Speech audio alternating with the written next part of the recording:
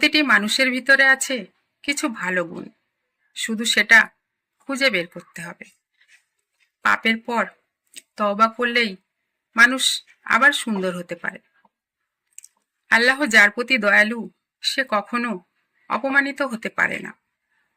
গোপন দানকারী আল্লাহর সবচেয়ে প্রিয়।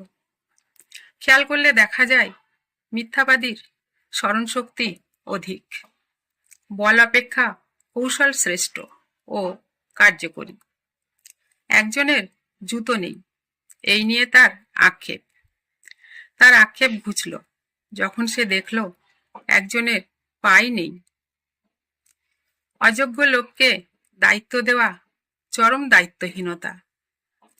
নিজের হাতের উপার্জিত একটি রুটি অন্যের দোয়ায় দেওয়া কোরমা পোলাওয়ের চেয়ে অনেক উত্তম।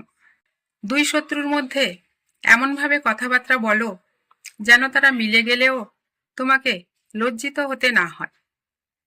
বাঘ না খেয়ে মরলেও কুকুরের মতো উচ্ছিষ্ট মুখে তোলে না। পরকালে যা আবশ্যক সেটা যৌবনে সংগ্রহ করা জরুরি। প্রতিশ্রুতি খুব কম দিও, কারণ প্রতিশ্রুতি রক্ষার যোগ্যতা সবার থাকে না। দয়া করার আগে ন্যায়বান হও। কোনো কাজেই প্রমাণ ছাড়া বিশ্বাস করো না। সাবধানতা অবলম্বন করা আবশ্যক। একটি মহৎ হৃদয় কখনো তার নিজের গুণাবলী নিয়ে গর্ব করে না। যে সৎ, নিন্দা কখনো তার কোনো অনিষ্ট করতে পারে না। প্রভাবশালী মানুষকে সবাই ভয় পায়, একথা ঠিক, কিন্তু কেউ তাকে শ্রদ্ধা করে না।